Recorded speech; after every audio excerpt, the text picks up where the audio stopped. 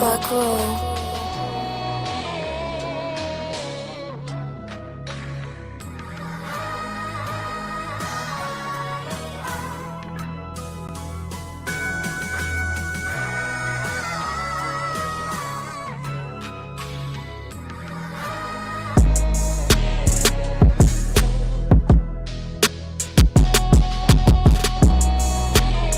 Purchase your track today.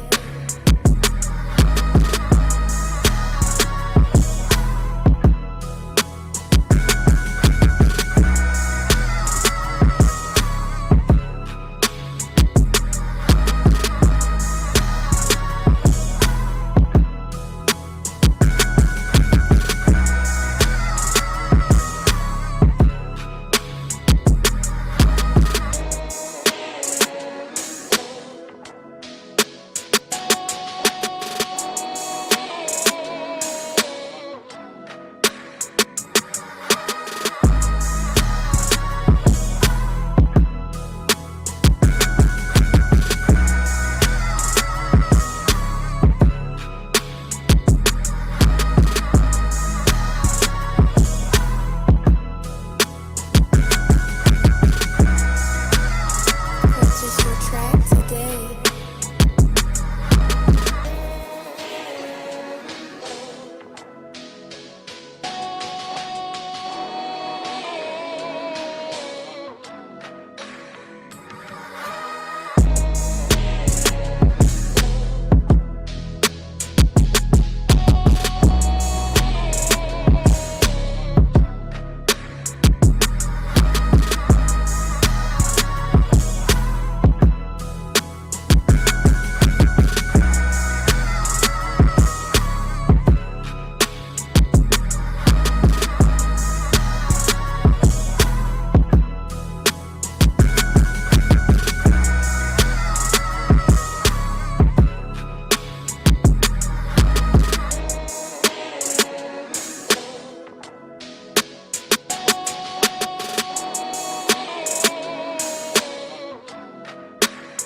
Purchase your track today.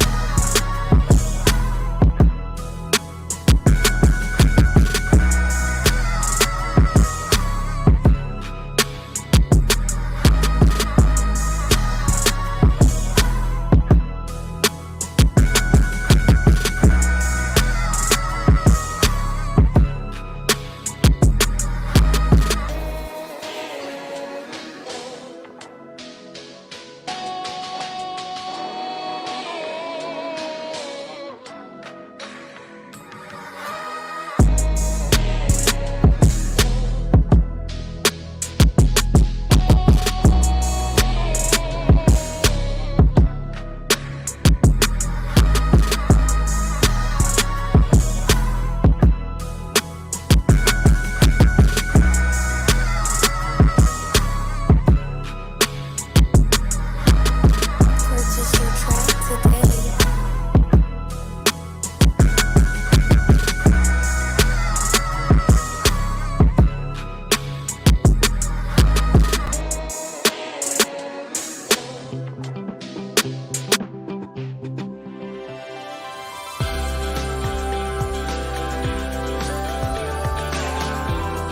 Recordings just got better. Hey, it's Dana from Stream.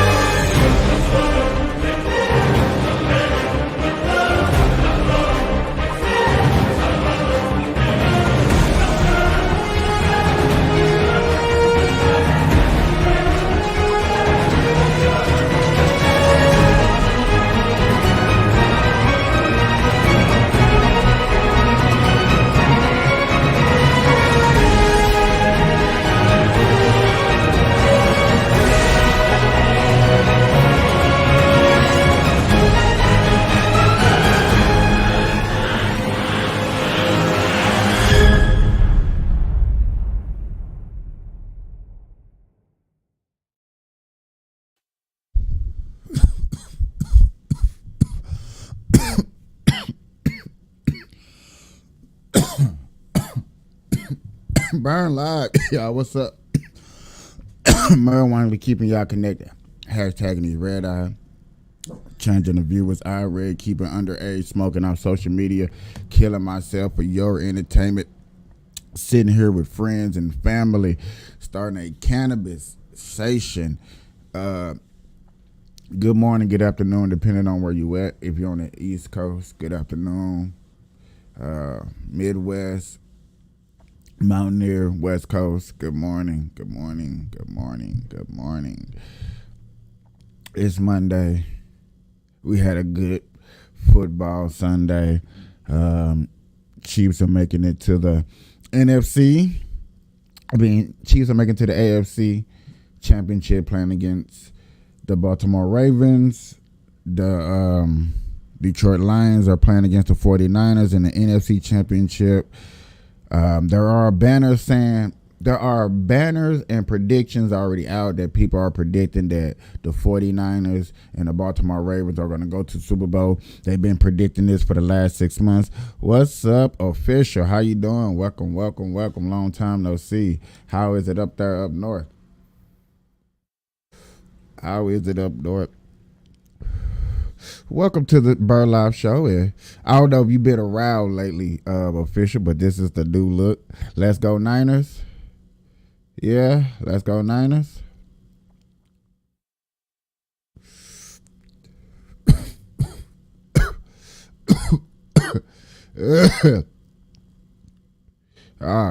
Late Christmas time up there up north for a lot of people. Late winter up there for a lot of people. Storms and problems going on up there. We covered some good stories. People that are following me or watching me right now, please go check out what I did yesterday. I'm not going to say it's one of the best shows I ever put together, but it was very inquisitive. It was very intelligent. We learned a lot of things. We got to see what's going on in some of these states with the problems that are going on. Now, some of y'all in states are working real hard, especially with the snow season. Y'all not seeing the actual problem that was going on. Y'all not knowing. Y'all not seeing. Y'all not aware. So I think yesterday was a very good awareness of what's going on. We covered some very, very good marijuana laws. Well, marijuana stories and news coverage that was going on that I don't think nobody expected. I'm going to say it like that. I don't think none of us expected the news to cover some of the stuff that it was covered yesterday. And for people who didn't, for some of y'all that didn't know, I am going to play a small clip. I'm going to play one news story, people, for y'all to see some of the things. We're not going to go over it all today. It's a new day. We may go over a little bit. Also, I got this construction site outside. Bam. So I'm going to let y'all pay attention to this. Question, where are they getting their supply Give from? me All right, Fox one 5's Arthur second. Chan tagged along with the NYC Sheriff's Office on another bust and is getting some answers.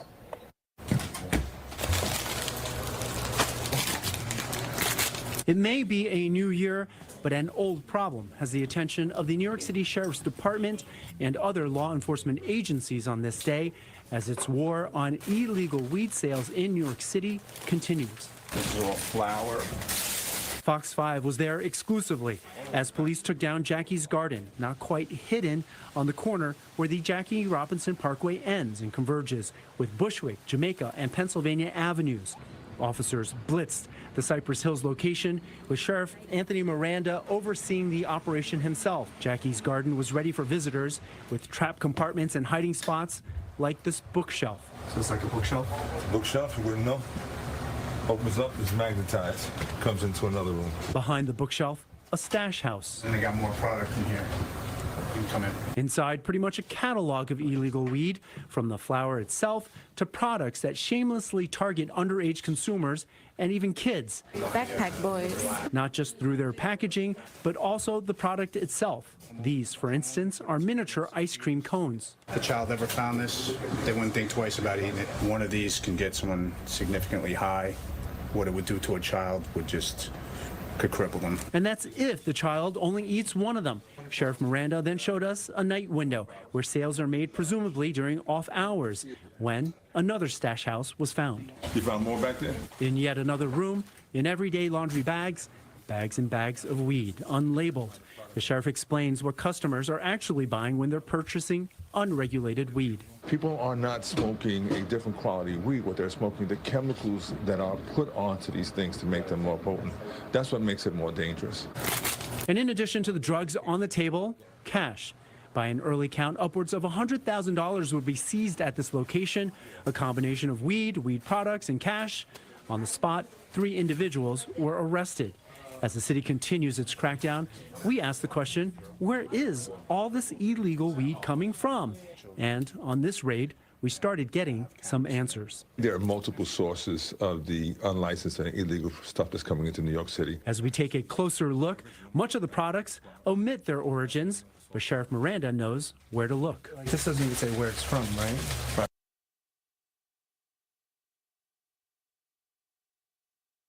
That was one of the stories we did cover yesterday, ladies and gentlemen.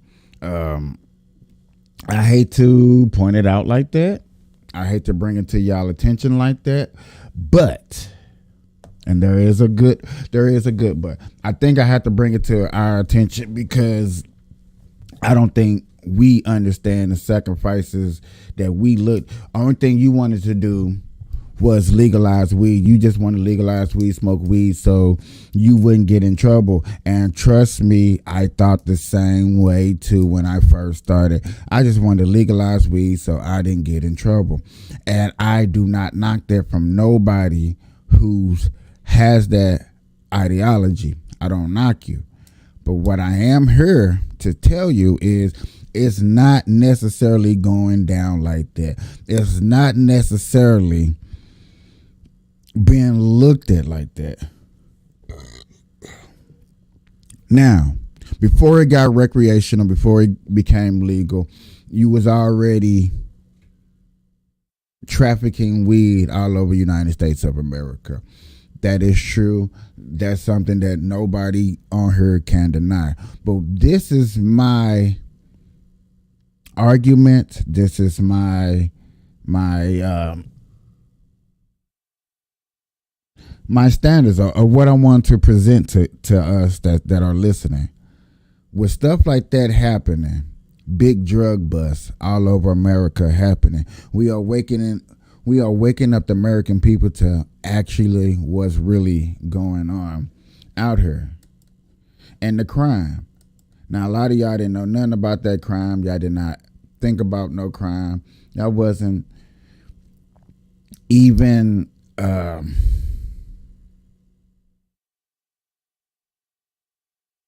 y'all wasn't even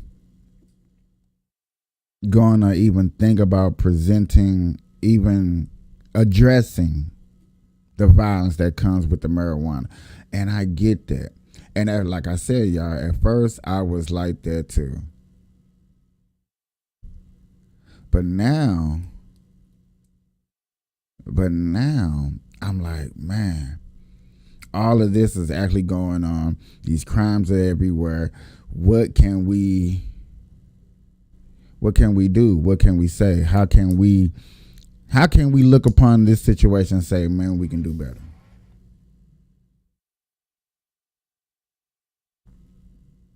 Okay. Damn. I love living here, but I want to do better. Now, I'm looking at this clip in the background. There's no way I can blow it up. I wish you can blow up things before you actually press play on something so you can get a see. But I'm just going to throw it up here. Right here in the middle, ladies and gentlemen, in the red shirt, it says as y'all can see, White Devil. It does say that. Now, you probably can barely see. So, to blow it up, bam, I know you can see that. I know you can see that. I have a problem with this right here. I don't know what it is. I don't know what it is. I don't know what it is. This right here. I have a problem with this. Yes, I do. I wish y'all see my little arrow. Oh, yeah, so y'all do see my little arrow. I have a problem with this. I just have a problem with the title alone. Because who are we as human beings to even call somebody that word right there, a devil? And I've been saying this, and I'm going to keep saying this. It's race hustling season. It's not election season. It's race hustling season. It's to expose people that racism is still alive. Racism is still here, but I have yet to find it. I don't know where it's at. I haven't seen it. I'm going to keep it real. I have not seen it. Am I looking for it? No.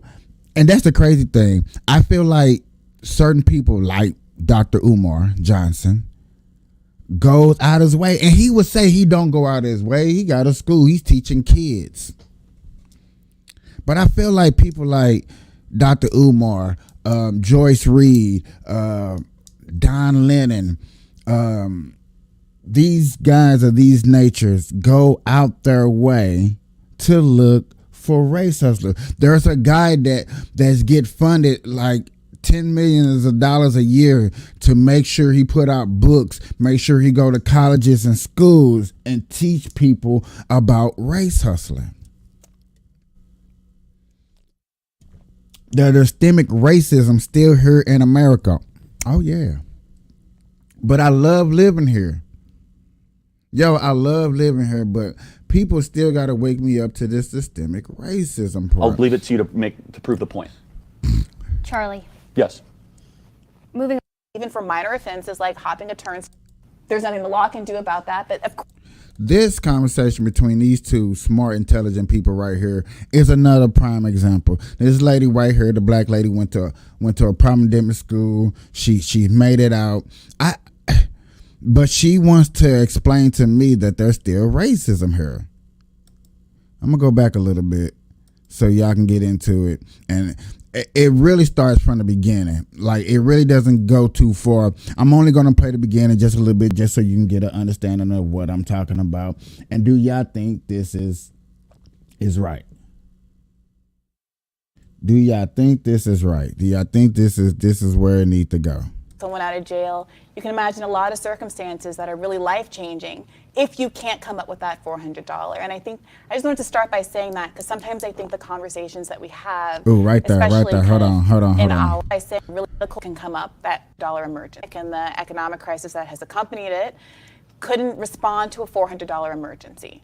If we think of what that means, and we think of all of the emergencies that can come up that exceed $400 in cost, whether it's making rent, whether it's a medical bill, whether it's bailing someone out of jail, you can imagine a lot of circumstances that are really life-changing if you can't come up with that $400. And I just wanted to start by saying that because sometimes I think the conversations that we have, especially kind of in our professional context on the internet where there's a lot of different incentives to talk about a lot of different things, sometimes miss the forest for the trees. And so why I think conversations about systemic racism are ultimately important is because it's one factor among the many, the tapestries of things that are causing people not to be able to fully maximize their ability in our society.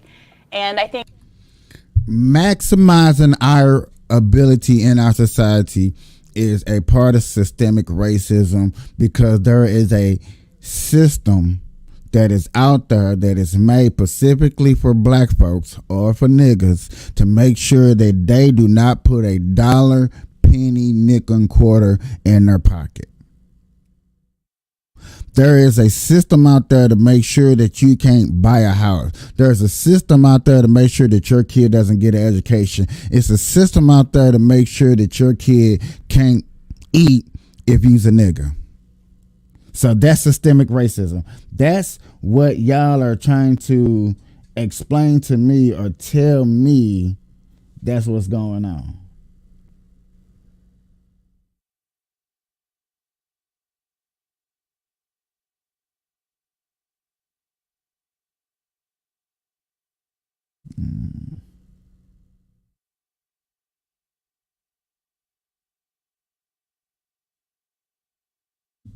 Okay. I think people across the political spectrum talk a lot about freedom. It's one of our founding ideals as Americans. But I think often we talk about the freedom to do what we want affirmatively and not the freedoms from not, the restrictions that come when you aren't able to have your basic needs met. Have your basic housing needs, basic food needs, basic education needs, the things that you need to succeed. And for some quadrant, some cohort of Americans, systemic racism has been a barrier. And we need to talk about systemic racism because in a lot of people's imaginations, racism exists as, a bad guy in a Klan's hood and these kind of stereotypes, very explicitly denying people service, explicitly denying. Okay. She said, in some people's imaginations, you think that a boogeyman is still around, a boogeyman is still here, taunting us, telling us that we can't be here on this planet, on this earth. That's what she just said. People a right to use the bathroom, the kind of racism that we understand from the 1960s. What we understand exists today is the aftershocks of a lot of those systems that were in place, not just interpersonal racism that exists. Now, she's trying to say back then. Now she's saying that we are benefiting from the aftershock of them racism systems still. Are they still around? Are them systemic systems that she's talking about still into play?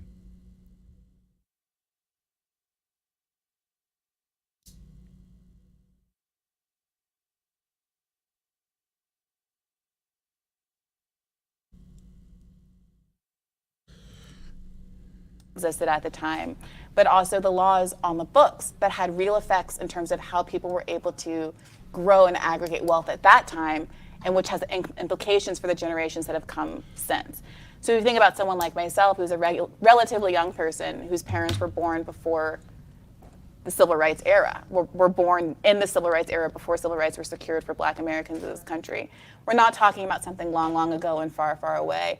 We're talking about laws in the books that prevented my relatives who served in wars from getting the same benefits in terms of low interest GI loans to buy property that other Americans, that white Americans got. And that has a trickle down effect in terms of how much wealth has been amassed by my community as compared to others.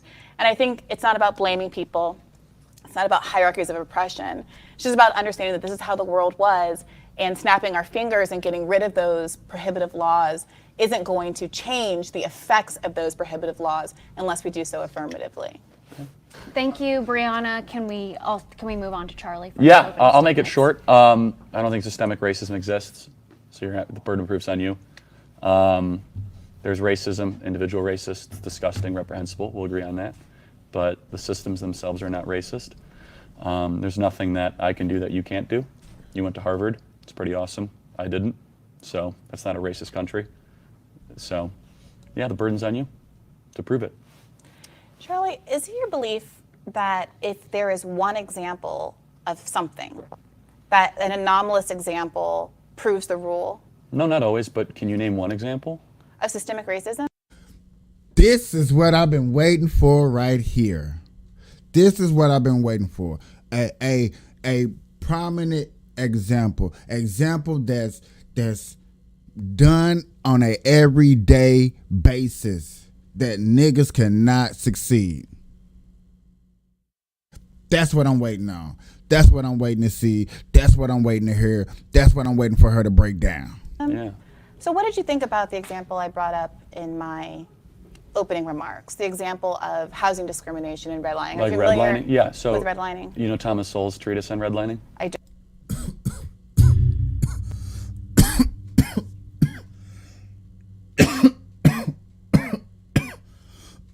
Don't. Yeah, you should read it. What does it say? Are you able to tell me Yeah, this it's moment? actually right here. He said, redlining, do you know that whites were turned down for mortgages more than Asians? I'm unclear what relevance that has Because to it the wasn't white- racially based. The redlining myth, according to Thomas Sowell, which I'm sure you believe in, says, quote, nor did either the mainstream media or political leaders ever mention the fact that black-owned banks turned down black mortgage loan applicants at least as often as white-owned banks did. Why were blacks turning down their own people? I don't know what you're talking about. Whoa, no. Don't evade the question.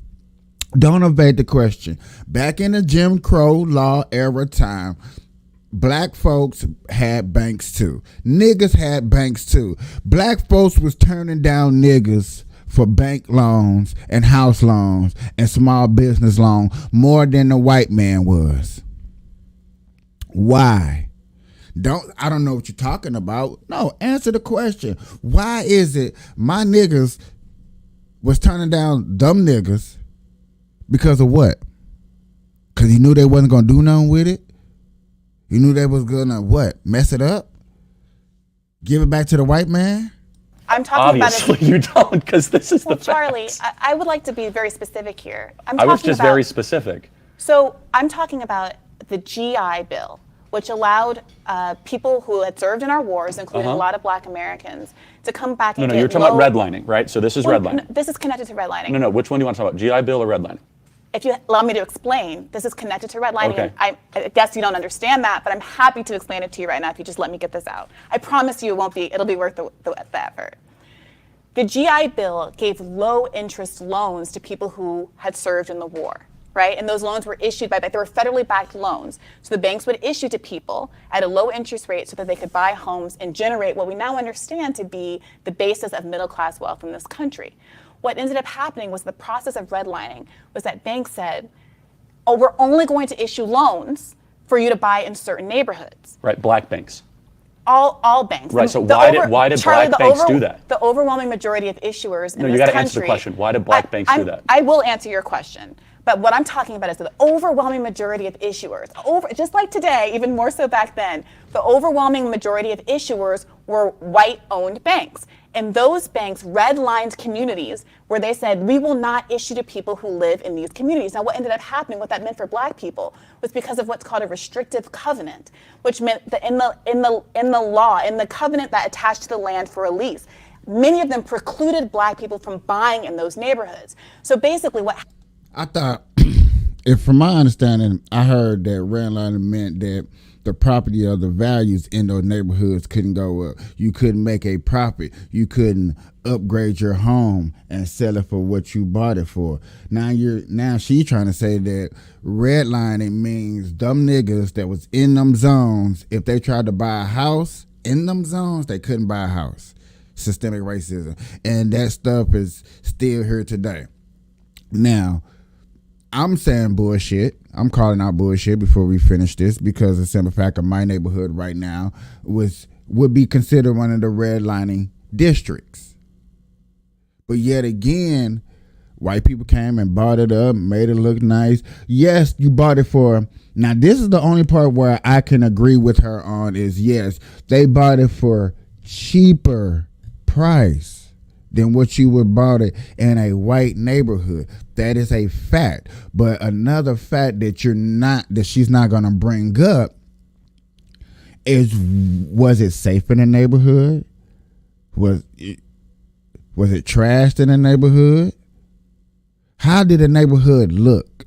What of value did we bring to the neighborhood to where we could say what we want to say? How many people in that neighborhood owned by black people to say, like, hey, you know what? Fuck what you say. I'm going to raise these prices up and do what I want to do just like anybody do it anyway. Go to a red lining district for real, and look at the area and tell me what's wrong with the area. And don't sit up here and tell me that you could not rebuild in that area, because people upgraded their homes depending on weather, situations, roof fell in. So you upgraded your neighborhood. So don't tell me you couldn't. Tell me why they could not upgrade their neighborhood. What makes it make sense to where they couldn't do that? Happened was banks would only lend to people and give those low interest loans to people who were allowed to live in white neighborhoods, which meant that systemically, black people weren't able to take advantage of that same low interest loan program that enabled so many white people who ordinarily would not have been able to afford a house because they fought and served in our wars to do so. Now, how many black banks are in America, and how many black banks were in America in the 1960s, if there's even one example, Charlie? that's the question. No, because the blacks were discriminating against themselves, and whites were being discriminated more than Asian Americans. This is what's so fascinating. Let me answer this question. Why was did black? you want me to answer your question about well, black you're not. bank You're or dodging not? and you're dancing. No, I'm happy to. Very bluntly. Let the record reflect that I'm happy to Okay, answer your question answer it. about black owners. My point is that Answer the question. Before we started this conversation, Charlie, you assured me that it would not be pugilistic It's in not. nature. I'm asking you to answer a And question, and you're not doing that. the question is, how many black banks are in America at the time issuing those kinds of loans? Charlie, at the end of the day, So you're not answering. if you I got can it. That's point- fine. No, it's okay. Charlie, So- just answer my question to you, which came first. It's probably actually. a low percentage, but My- Thomas Sowell's scholarship, which is a lot Charlie, more extensive that's than a yours, logical fallacy. says this. Just Well, because you can find one counterexample. do you know who Thomas Sowell is? Of course I do. Who is He's he? a black conservative public intellectual who a lot of who people won respect. a Nobel laureate for But his Charlie, research on this. Charlie, it's a big deal. if you want to have a debate with Thomas Sowell, or if Thomas Sowell wants to have a debate with me, I'd be happy to do that. But I think that we two here can sit here as people with the ability to reason. No, and, I agree, and think but I'm going to trust without- Sowell more than you. without- I'm sorry. It's like, because Well, he then actually why- lived through this. Well, why did you ask me here if you weren't interested in me explaining Because to you I would think my perspective on the world? you would at least have some response to this, which you don't. And that's fine. Well, no, Just Charlie, say you don't. Charlie, if we're going to move forward, we're going to have to get back past this basic logical fallacy that you keep encountering. Which one is that? Which is that if one counterexample of the thing that satisfies your argument exists in the world, you seem to think that the gestalt of human existence doesn't matter. No, there's a lot more than one example. There are hardly any black banks in America today, Charlie, but you think that Why the do you think existence that of is? one black bank in 1963, who according to you, based on it's not ephemera, according to me. discriminated against No. a black person, First of all, you're getting way too worked Charlie, up. You are. Undermines the entire reality No. of a white banking system that systemically did not So issue let loans. me ask you another question, though. Did you know, Charlie, that in 1947, there were 3,200 VA guaranteed loans in a random state, let's say Mississippi, and only 2 of them were issued to non-white borrowers? So and it's not just the South. let me in ask the you a North, question, though. In New So York and New Jersey, why is it- there were 67,000 of these loans, and only 100 of those 60,000 went Right. to non-white borrowers. So- why do you think that was, Charlie? Well, so let me ask you a question. First of all, of course, it's partially racism, partially structural in the sense not that it's Okay, so we have inequality. structural racism. No. So I don't understand no, what it's the not. argument is. No, it's not. It's also because that blacks did not have their own capital accounts. No. It's also because of this. No, it's not. Let me These ask are you a question. That's why we're talking about the GI Let me ask Bill, you, Charlie. why is it that black incomes increased while redlining was also prevalent? Black incomes increased faster than white incomes. What does income have to do with Everything. No, Charlie. If redlining was so terrible, why were blacks I think getting you richer don't- than whites in the I 40s? don't think you're understanding. No, answer the question. Why were blacks getting You richer don't- than the whites? You don't understand. You don't understand. It seems like what redlining is. No, I do. What? No, Charlie, your ability to buy a house is not the same thing as your ability to earn a higher income. Your grandparents your were house harmed by wealth- redlining, is that right? My great grandparents So were. Yeah. how'd you get to Harvard if it was so awful? Because if systemic racism is real, you went to the best school in the world. These questions that are throwing her off, having her apart, getting her roused up, are the same questions that I'm asking, that understandable that majority of white banks wasn't giving niggas loans. Okay, that was part of racism. That is part of racism. Is that really happening now? And if that's happening now, what is your solution to stop it? Can we go inside these banks and stop these people that are not giving niggas loans and say, hey, you're fired? If you don't give what would be a good percentage? If you're not giving a 3%, okay, that's low. 15% of loans that you get to white folks, you're not giving to black folks. You're not allowed to run a bank.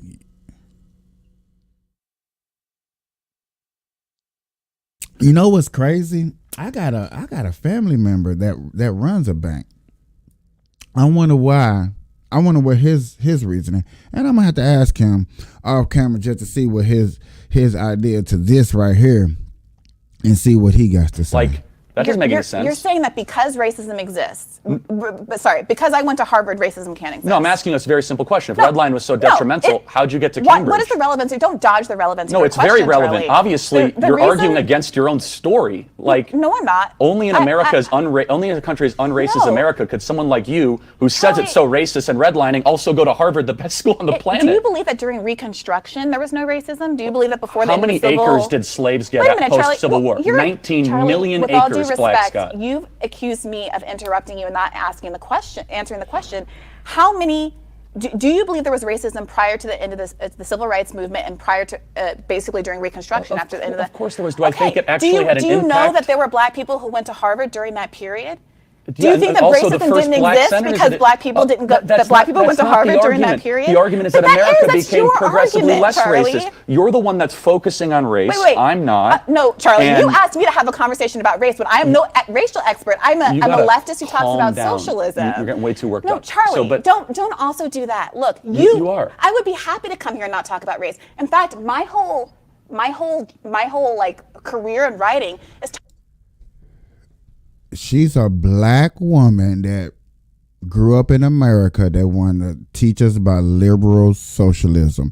But then you ask a foreigner that's come from a socialist country, do you want socialists here in America? And they're going to tell you no. So why is we here as Americans want socialists? Why do she want everybody to be on equal ground? There's no capitalism. There's no growth here in America. Basically, socialists don't want growth. Socialists want everybody to pay 25 cents for a roll of toilet paper. You cannot make toilet paper that's better than my toilet paper and charge a higher price. No, if your toilet paper better than my toilet paper, you still have to sell it at 25 cents. That's a socialist country. Everybody's equal. If you clean toilets, you getting paid $25 an hour, and if you are a CEO of a company, you getting paid $25 an hour. Does that make sense? That is a socialist country.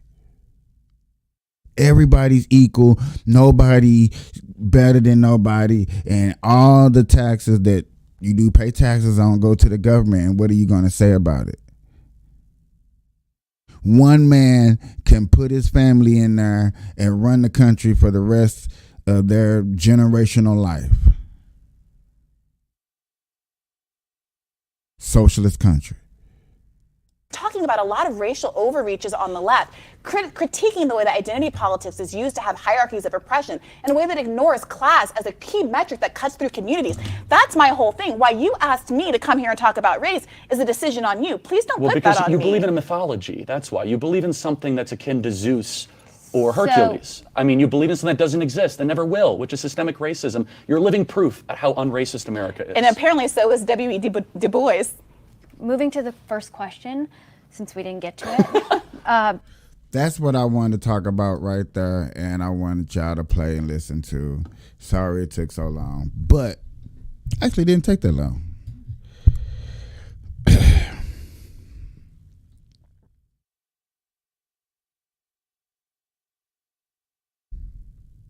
America is one of the fewest countries out there, period, where we can look. I could smoke weed, say fuck Joe Biden, and actually start a business. Unsuccessful, successfully, however you want to look at it. The whole point is I can start it. Okay? We can actually come out here, come together, and do this in harmony, love, and all that beautifulness.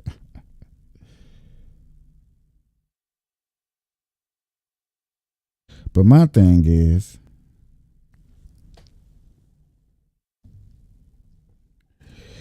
for those who did do racism back in the day, okay, racism did happen back in the day. I think now is a little bit over 300 years ago, maybe 500 years ago. Don't give or take, whatever. Who cares? I mean, care. Do not care, but care. But understand that if you seen racism now, today, would you address it?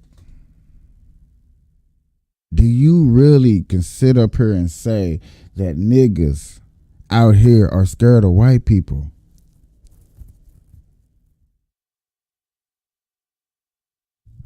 Are you really out here to say that Jim Crow law is still in effect? It's still around. We still using these resources for everyday purposes. We can say that this is really happening. Okay.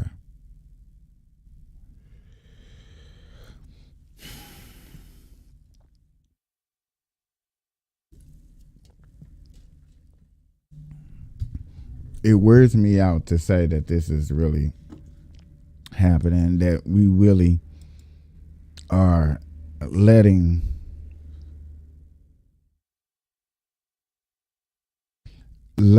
a idea take over some people. Now, a lot of people is not. And then you're going to say those who is not is who bring up racism the most. No, real shit. When you see racism actually out there, who bring it up? Entertainers? That's how I look at it. That's how I see it. And people can say, anybody can say that, yeah, maybe you probably be on the internet too much, and you probably right.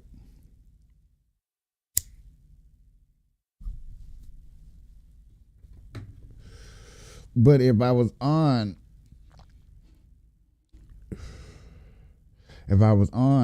the internet that much, I would think I would see a lot more racism.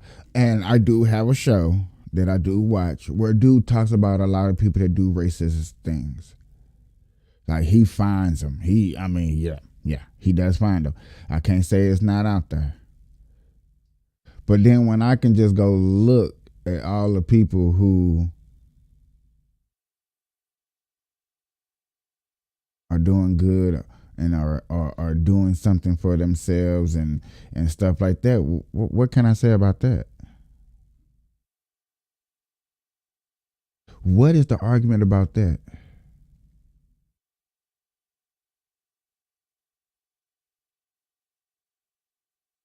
I'm sitting here to say that I don't see racism.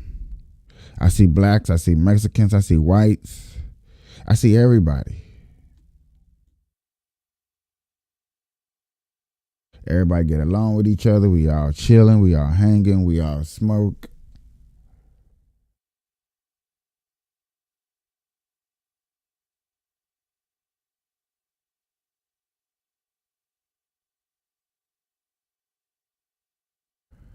But then here's another race hustler. Atera is an all-in-one IT platform. Here's another race hustler. I was looking for his ass. I knew I was going to find it.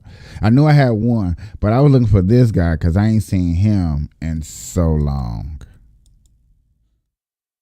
I didn't even think he existed.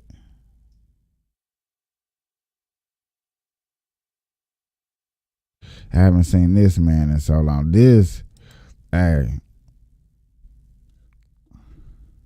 You talk about people in high places. This man in that suit.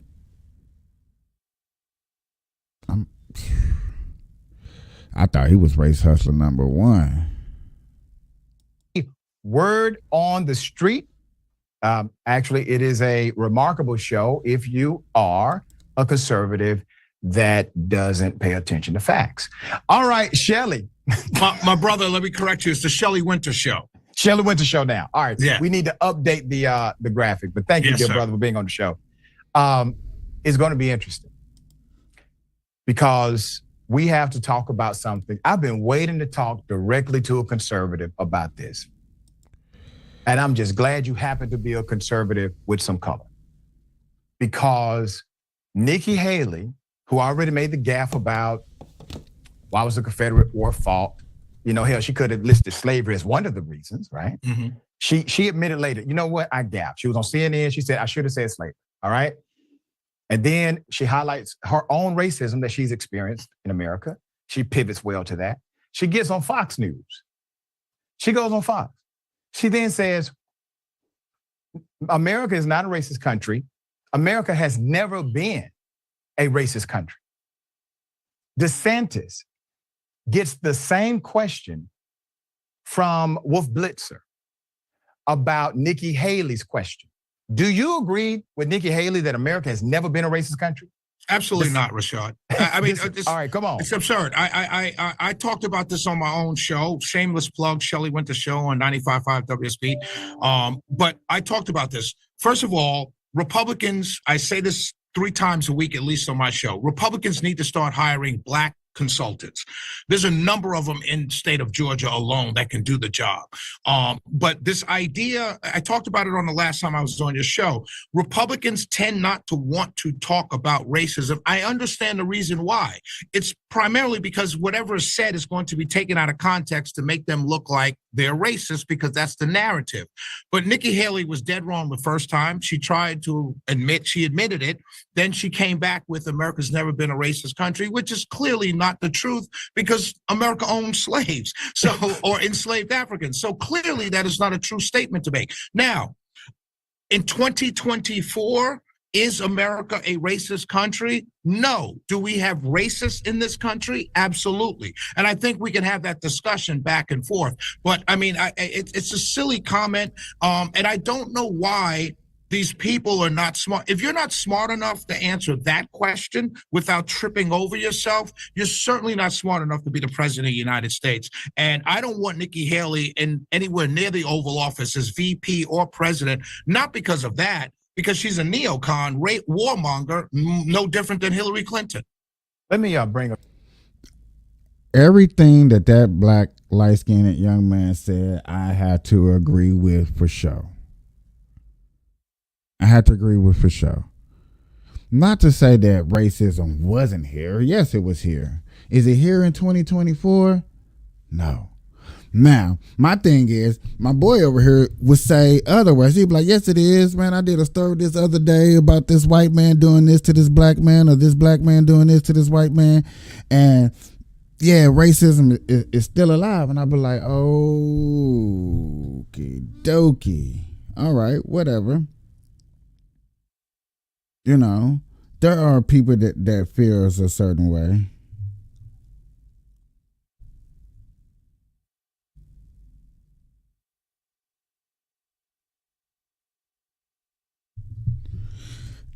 That was an important little message that came through. But to say that is here now, say it's here right now. Come together. No. That's what I want y'all to say and see.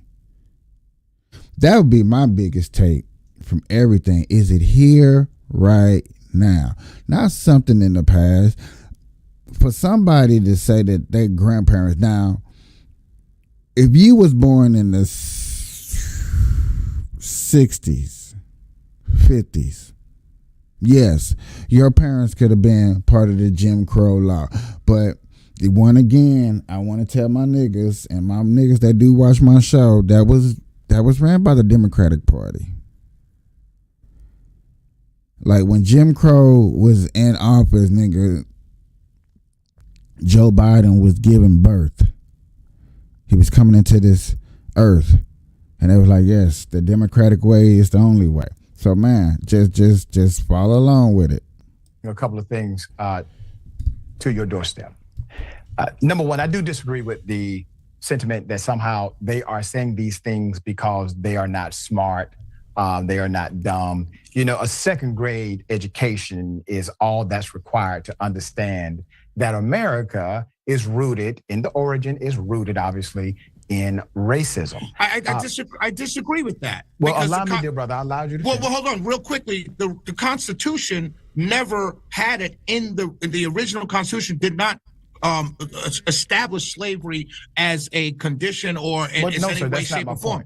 Well, it has got to be your point because if No, you're it's talking not. about no, the sir. yeah, if you're talking come on, about the man. You being rooting, silly if you- Billy again. no, Come on, no, man. no, You come in low vibration, brother. That's low vibration. Okay, come on. Stop being But low vibration. If you're talking. What does low vibration mean? That's what he's saying. Now listen to this is the part where people try to bring in facts over logic, and then people are like, no, cut that part out. No, this is what I'm saying. Have the conversation. Have the conversation.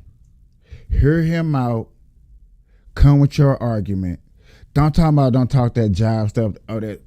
Don't go to street talk. There you go. Don't go to street talks when you have a platform like this, when you're supposed to be having a dialogue and a conversation so two sides can see the argument so people can make their own judgment. That's what I be like, real simple. Sometimes I make salad toss too because I be trying to find the right word to say, but man, keep it simple. Listen, hear him out. You have your arguments and then say what you have to say. It's real simple. Talking about the rooting of America, brother, you've got to start with the Constitution. For myself, Chef. Go ahead, Come sir. on now. Go ahead. You said it, not me. I can't you said wait. it, not me. I can't wait to get on your show and totally tear your ass up. Well, I'm not going to let you talk like you don't let me talk on yours. You'll just cut my mic. You just cut the mic. Like you do me. All right. I'll do that a couple of times. All right. So here's the thing. Rooted in the foundational documents, look at your Declaration of Independence, your proclamation documents, phraseology such as Native Americans are savages. Well, that's because white bigoted savages wrote it. That's racist. And then codified in our statutory language that says Chinese Exclusion Act. That is exactly what it sounds like. It was literally a law against Chinese people only. Right. And so we've had not only our documents that are the foundational principles of the nation and also statutory code, which was passed by Congress, signed by presidents. And then let's not get into the state and local county laws. So you don't get away from the permeation of the original DNA of the country, which was the founding concept of the nation that said that only white men who own property could participate in democracy, right? Fair enough. So it's rooted in racism and honestly sexism.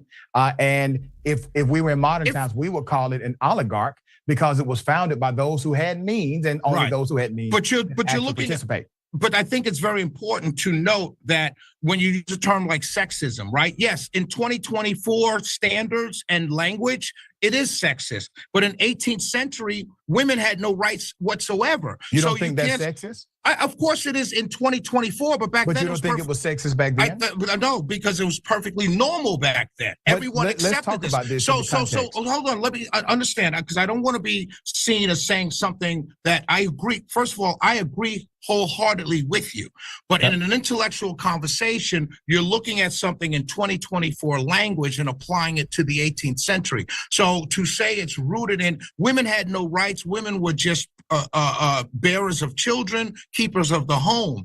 Is that sexist? Back then, it was seen as normal. And it was seen as normal by multiple cultures around the world, not just in America. Can I ask you a question? Just like America wasn't the inventors of slavery. I'm not saying that we didn't have the worst situation for people of our people in this world, but it wasn't like we were the only ones. And I'm not saying to defend it. Please don't understand it. Well, allow me to respond to that. So that's all I'm trying to say.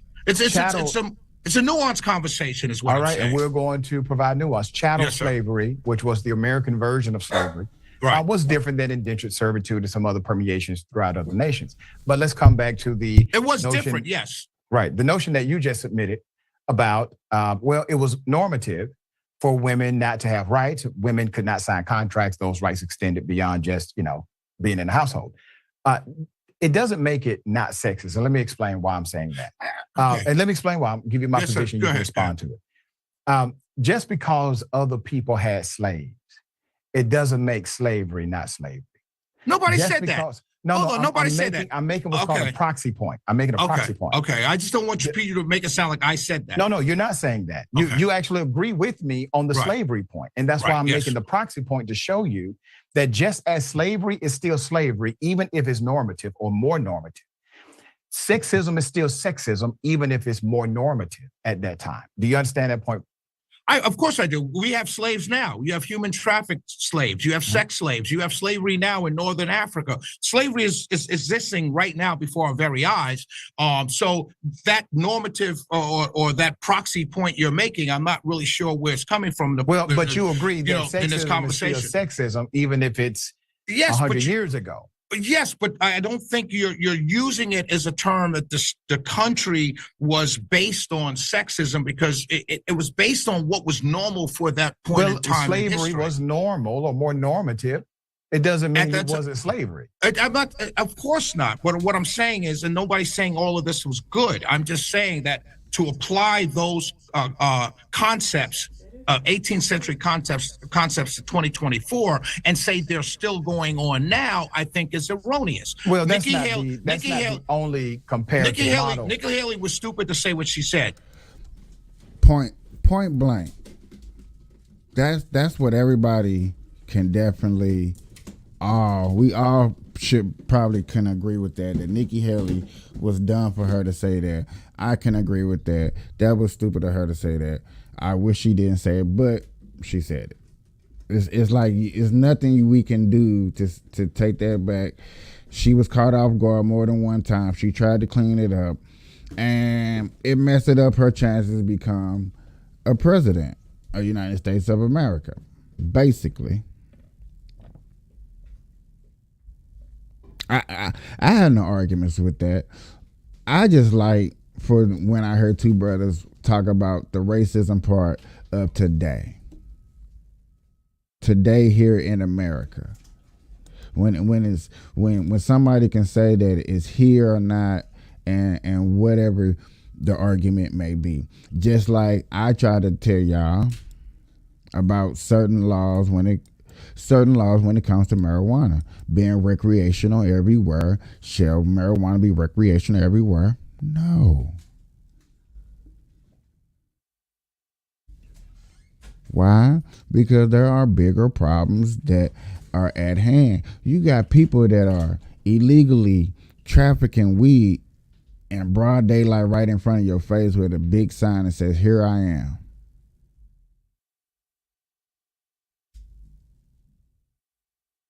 Do that make sense? But I guess it would make sense to people. I guess.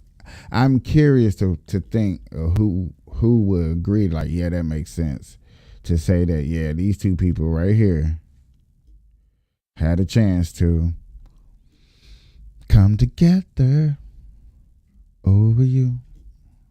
Just playing. I'm just playing. I love these conversations. I love these ideas. I love these debates. I'm glad this is the year where more conversations can come out and have, you know what I'm saying? I can't wait till my little audience get to start saying, man, you be tripping with some of the stories that you bring up. I would love it.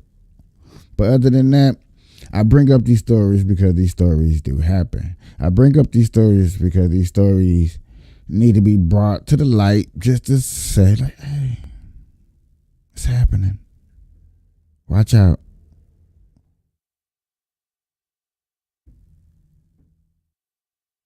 But you got the UFC fighters sticking up for each other, sticking up. I mean, it's a I don't know. I don't want to call it a war that's going on within America, but you know, you just got two people that's indecisive. And when people want to put things into law and make it into effect, and some people like, I don't know. I don't know if you should be making that go into effect, bro. That's a little scary. That's a little scary. So, better yet, let's see what With the press. my FICO, I get easy access to credit. Let's see what the press conference lady is talking about. Let's see what she up to. The president's mindful that other nations are watching what we do. Obviously, Mr. Putin's watching what we do. and other nations not involved in this conflict are watching what we do. I'm sure China's watching it too, President Xi. But our allies and our partners, yeah, they're watching closely what we end up doing here, because American leadership has been critical in supporting Ukraine. We have literally led the way, not only in the contributions, but in the coordination of contributions of other nations to get stuff into Ukraine. And so, yeah, I think it's entirely possible. We should expect that some of our allies and partners might have to make different decisions if they see American leadership falter here, or the United States pull back from supporting Ukraine. And that would have potentially disastrous consequences for Ukraine. Has the president had any conversations with any of these European states? Well, he just talked to Prime Minister Sunak today, and one of the topics was Ukraine. So yes, absolutely. Thanks, Admiral. Thank you so much, Admiral. All right, we don't have too much time, so rapid fire, I guess. Go ahead, Songmin. First of all, does the White House see this week as sort of a make or break week when it comes to the border deal coming together and advancing the Senate? So look, we think this week is, obviously you heard from the president on Friday, right before he addressed, or when he was addressing the mayors. So this is, I think, the way to look at it is this is an urgent moment, an urgent time to get things done at the border, to make sure we move his national security supplemental forward. And it's not, obviously not just the border security. You just heard the Admiral talk about Ukraine. You just heard the Admiral talk about Israel. All of these requests in that supplemental is urgent, is important. That's why supplementals are for when you have an emergency request. So the border is important. We think that we've had said before, and I think you also heard a little bit from the president on Friday, that we think it's going in the right direction. We are very grateful and very thankful to the senators, both Republicans and Democrats, who have been doing this for several weeks, several months now, trying to get to a bipartisan agreement on the border. And we want to see that happen. It is time. They have to act, and we need to move quickly. And there is a robocall circulating in New Hampshire that uses what appears to be fake audio of President Biden's voice, acknowledging that's obviously a campaign issue and that the campaign itself has spoken to it.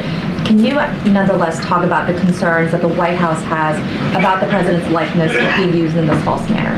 So look, as you just stated, I always have to say that at the top, it's a robocall for an upcoming election, 2024, obviously. So I just want to be careful in that comment. But that call was indeed fake and not recorded by the president. I can confirm that. And so I just want to be really careful, since it doesn't, it is a primary election. It is a campaign. Don't want to speak too much about that.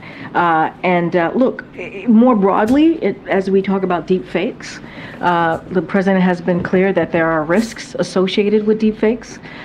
Fake images and misinformation can be exacerbated by emerging technologies, and that's why this president. I think she's talking about the AI.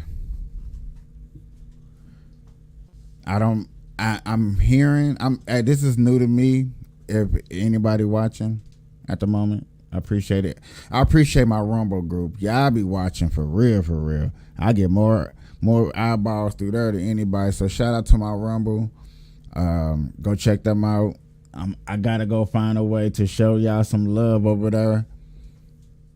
I do gotta find a way to show y'all some love, because y'all be showing me some love. I promise you. I appreciate it. But like I said, y'all, I do think she's talking about AI, because that's the only thing that I can think that could be out here triggering people, alarming about the president, especially the president doing, and how she's choosing to use her word. And she's not going to say AI, because everybody's going to look into tech, into businesses, which I'm automatically want to look into tech and the businesses into this story. If I heard anything else more about this story, I will be bringing it up to the forefront. Has directed the Department of Commerce through the AI Safety Institute at NIST. See, AI Institute. I knew it. To help develop clear watermarking and content standards. So that's important. But again, to your question on this robocall, that was not the president. That was fake, and it was certainly not recorded by this president. Okay. Thank you, Karine. On Friday, President Biden said that he does not believe the border is secure, which is different from what Secretary Mayorkas has testified multiple times on the Hill. Why do they have two different views of the security of the border? I mean, look, the president's been really clear, right? He's been clear that we need to move on the border. The border he needs resources to deal with the situation at the border. That's why they're having these conversations at the Senate, on the Senate level, and that's why he's asking for more resources. And he wants to see additional resources, but also changes to policy to address what we've been seeing at the border. So him asking for it, him saying that we need to deal with the border security, as Mayorkas, as we all here have been doing at the White House, I think shows that, yeah, there's an issue at the border, we need to deal with it, and we have to act now. There's an urgent need to act now. We want to find a bipartisan agreement to deal with that, and so we feel that meaningful change and additional resources are critical at this time. Mayorkas, who is tasked with, making sure those resources are applied, if he is saying something different than the president about whether it's secure or not, I guess I just have a hard time understanding why. Basically, do y'all think AI would sound like the president and prank call Putin? Would you think AI would sound like Joe Biden and prank call Jinping over there in China? Or is Jinping in Japan? I'm not sure. They ain't sound. Hey, I get it confused. But would y'all think somebody would be like doing that? Would somebody use AI and trying to sound like Hunter Biden and call Ukraine and get some of that money transferred over here back to America? That's how crazy this AI shit is. And now it's reached the White House. Somehow, something has happened where Joe Biden has done something and they're blaming it on AI. I guarantee. And I don't know what happened. I'm curious to find out what happened.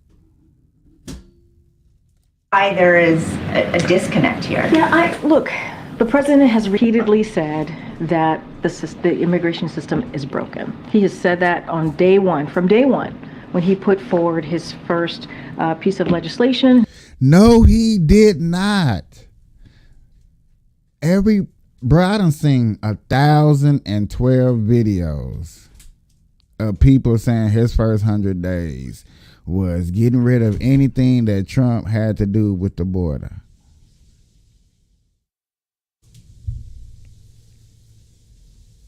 You was not worried about the immigrant. Oh, okay. But yet again, you had the people that was like, oh my God, big Trump supporter. Build a wall. Okay. His first big policy was to deal on the border, and it's been 3 years. His first big policy was to deal with the border.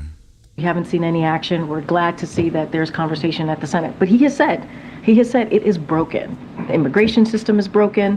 Border security, we need more resources. He's been very, very clear about that. And I think those are the actions that he's taken over the last 3 years. Those are, when you look at this bipartisan agreement, obviously those conversation when it leads to the border security has been about that. How can we see significant, meaningful policy changes and also adding funding to that to deal with what's happening at the border?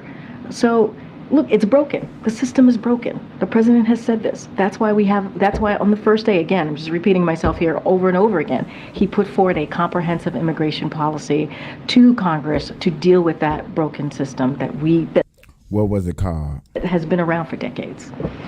I just had a very quick follow-up on those. Somebody should ask, what was it called? The robocall. Yeah. Understanding that may raise some federal issues as well. Is there going to be any kind of federal response in terms of? It was a phone call. National security, election integrity, law enforcement, policy, anything like that. So I don't have anything else to share beyond, confirming that it was indeed fake. It was not recorded by this president. Want to be also really, really careful because it's an ongoing, obviously, an election year that we're in, 2024. So don't want to get too. Yet again, he followed up back about this phone call. She don't want to comment because it's election year. Only thing you can say that it's false. But yet again, is it truly under investigation? Is it on federal? That's all we want to know. Is it under federal investigation, under state investigation? Is you going to make any policy to stop this? Or are you just going to keep allowing this happen over and over again?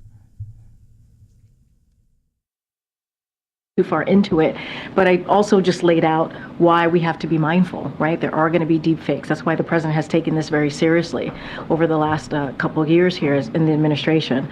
So I don't have anything to preview or to lay out on any response from the federal level, but I can certainly confirm that that was not the president. It is not the president's voice. He did not record that message. Okay. Go ahead. It's been a while. Hi. Yes, hello. Where you been? Just preparing for this. Everybody know, if you do not know who this guy face is right here, he is the man. He been on the prowl when it comes to Biden family scandals, allegedly. I'm hearing that you got to say allegedly when you're on live streaming or when you're doing your shows or tunes and stuff, because you don't want to get banned and you don't want to get in trouble. So allegedly, but this should be interesting with this conversation right here. This moment.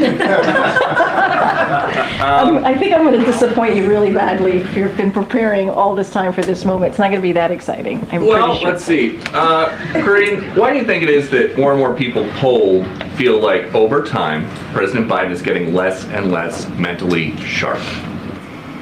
Which poll is this? ABC has President Biden's rating for health since May down 5 points and for mental sharpness down 4 points. You know, I have to say that's a little confusing for me, because if you look at what this president has done the last 3 years, historical pieces of legislation, right? When it comes to bipartisan infrastructure deal, many presidents before, like your favorite president, had said that. Who's my favorite president? Why don't we let the American people guess? But had said, no, let me finish. You asked me a question, I'm going to. No. Let me finish. And you'll guess who I'm talking about. Who used to say, Infrastructure Week, which was a punchline, became a joke. And now we are seeing infrastructure decade because of this president. There's the CHIPS and Science Act, right? There is the Inflation Reduction Act. These are legislation that is going to have a difference for generations to come, right? And so this is something that this president has done. That's pretty sharp for this president to have been able to do that. Let's look at the economy. The economy now, unemployment is under 4%, 14 million jobs created. The economy is in a better place than when it was when he walked in. That's just a fact, that's just the data. And we're seeing consumer sentiment is going up. And we saw just in December how people spent more. And we hadn't seen that in some time. So I think you needed a president like President Biden to get that type of stuff done. Someone who's had Senate experience, someone who was the VP, vice president under President Obama, obviously, and someone who has been a pretty effective president over the last 3 years. Okay, following up on immigration, authorities in Fairfax County, Virginia, ignored an ICE detainer. They released an illegal immigrant from Honduras who was charged with sexually assaulting a Virginia minor and production of sexual abuse material. Doesn't that go to show that as record numbers of people appear at the border, you guys have no idea what kind of people are coming into this country? Let me just say, first of all, this is why the president is having negotiations with the Senate, senators, Republicans and Democrats, right, for the past couple of weeks to deal with what's going on with the border security, right, as it relates to border security. This is why the president on day one put forward a comprehensive immigration plan that more than 3 years now, Congress didn't do anything about. But he's appreciative that we're having these conversations in the Senate. We've deployed additional troops and federal agents to the border who have, by the way, returned more than 482,000 individuals since May. That's what we've been able to do. We've led the largest expansion of lawful pathways, and that we haven't seen in some time. The president continues to have diplomatic conversation with Mexico, who have actually taken actions to deal with the situation. There's more work to do. There's more work to do. We understand that. We have said that. You've heard that from the president on Friday. We understand that there's more work to do. We need more resources. We need more funding, which is why we're having these negotiations on the Hill. But Republicans in the Senate is working with us. Republicans in the House are trying to get in the way. So it's up to them. Are they going to help? Are they going to actually deal with an issue or continue to move forward at a political stunt? And as President Biden tries to make the national conversation more about reproductive rights, abortion, how many weeks into a pregnancy does he think abortion should still be legal? So you've asked me this question before. I've been very clear. The president's been very clear. We want to see the protections in Roe. We want to see Roe become the law of the land. That's what the president wants to see. That's what the president believes in. And let me be very clear here. It's not some sort of shift that the president is making. Majority of Americans want to see their protections protected by the folks who are here in Washington, D.C., in Congress, by this president and the vice president. That's the president is standing with majority of Americans. We saw that in the 2023 midterm elections, and we saw that in 2022, not midterm election, but the 2023 elections and 2022 midterm elections. They've been very clear. We need to stand for freedoms, for make sure women have the right to make their own decisions, personal decisions on their body, on their health care. That's where majority of Americans are.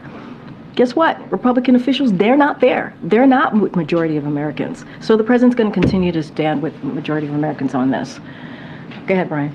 Thank you, Bree. The president on Friday said that he wants to see massive changes at the border. What kind of policy changes is he discussing and open to? So I'm not going to negotiate from here. We're going to be very careful, very mindful. We want to see meaningful change so that we can actually deal with. Why can she never speak on things you know that she know about? We're not going to ask you no question that you cannot speak upon, that you're not supposed to have no answer for.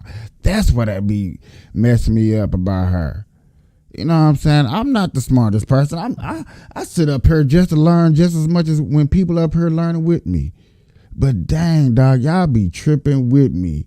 Yeah, okay, whatever. With a broken system, the immigration system is obviously broken, and we want to make sure that we have resources to deal with what we're seeing at the border. And so that's what they're talking about in the Senate with both Republicans and Democrats. Not going to negotiate from here. I'm going to let them have those conversations. I think that's important, that they have the space to do that.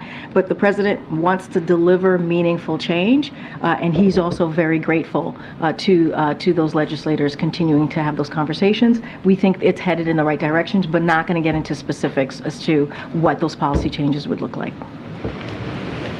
Okay, right behind you. Go ahead. Thank you.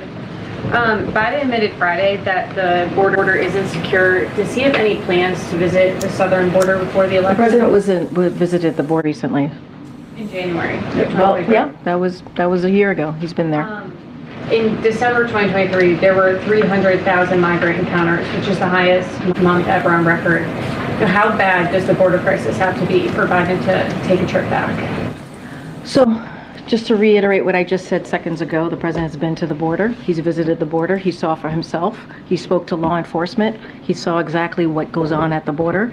The president understands what's going on at the border, which is why he included in his national security supplemental, right, which is, again, a request that is when you feel like there's an emergency, you make that supplemental request, which is what the president did. It included border security, it included, obviously, Ukraine and Israel, and it is incredibly important, which is why he continues to push for it. And you're seeing those conversations happening in the Senate in a bipartisan way, a bipartisan agreement. And the president's very thankful to that. And so I'm going to leave that there. He's taking this very seriously. Remember, day one, he put forward an immigration, comprehensive immigration legislation. Hold on. Did not answer the question. The question was, what will it take for the border to get ran over for him to go back to the border? That's all we wanted to know. That's all I was kind of curious. I wanted to see what she was going to say. That's it. Go ahead, Earl. Hey, Ben. You made clear that that call in New Hampshire was a fake with the president's voice, and that was discouraging people from coming out to vote. Does that mean that he would encourage people to go out and vote in New Hampshire even though he's not on the ballot? I'm not going to speak to an ongoing election. I can't from here. I'm a federal employee. I cannot speak to this. I would refer you to the campaign. I cannot speak to that from here. here. And then a quick follow from, I think, Friday. I know that the president, through his chief of staff, apologized to Asa Hutchinson, who is a defeated candidate. I know that he didn't agree with those words in the DNC statement, but does he fear that the DNC has taken its eye off the ball as far as trying to win over disaffected Republicans with that?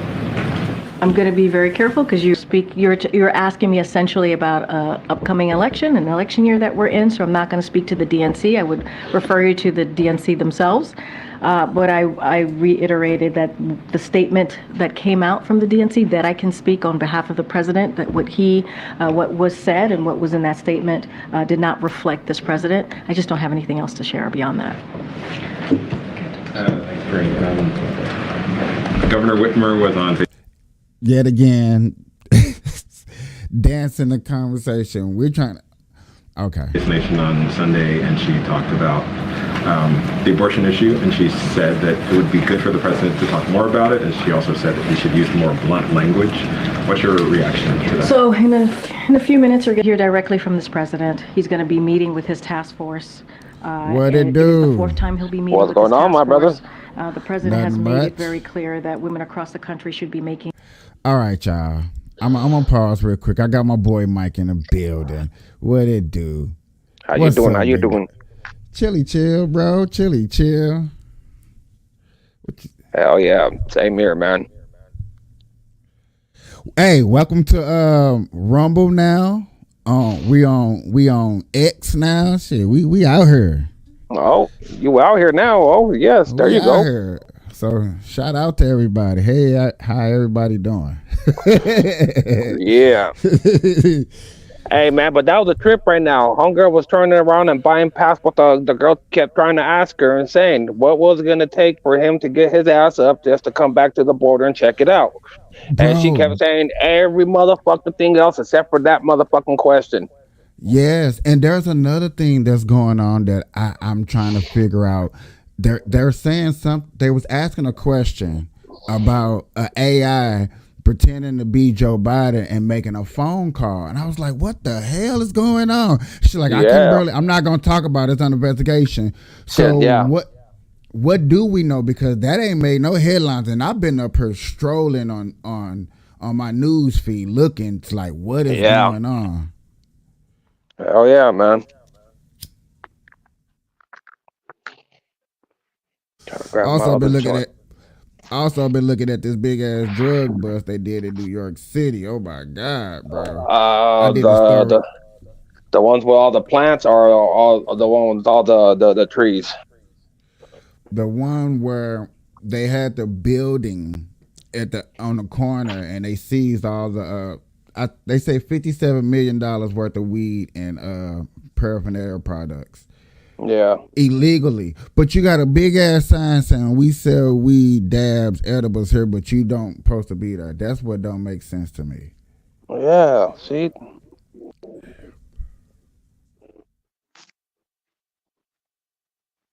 And I was telling my people, I was like, see, I didn't want to get into this with people talking about these medical stories and stuff, because if I get into these stories, I get to showing y'all gonna be thinking it's crazy. Oh yeah. Heck yeah.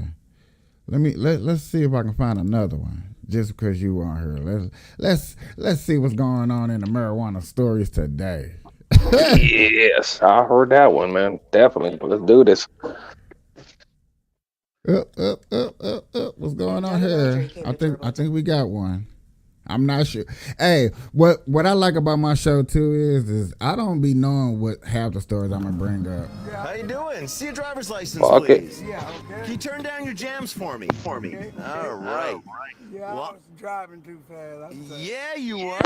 Yeah, okay. Man, there isn't a cop between Casa Grande and Coral Springs, Florida that wouldn't stop you for that. Holy cow, you are 77 years old. Right. Woo. And you're wearing a cannabis hat?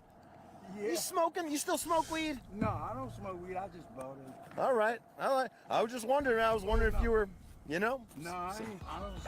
See your driver's license, please. It's in my house. I put in my wife. It's in your house. Do you have a license, or is it suspended? We It's lost suspended, them. isn't it?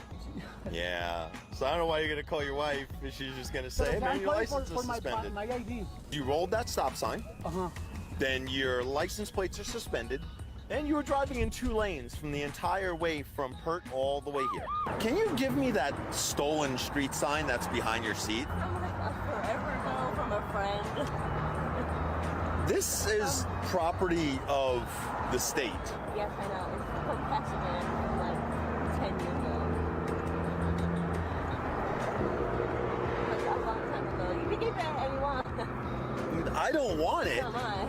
But it's definitely not yours because it probably belongs to the city of Casa Grande. Like they buy these and they put them up so people know which streets they're on. Any idea why I might have stopped you today? Speeding, yeah. Yep, so. This is sad.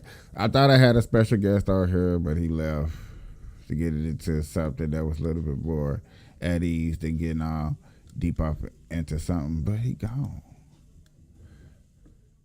Let me take a quick little commercial break. Y'all, I'll be right back.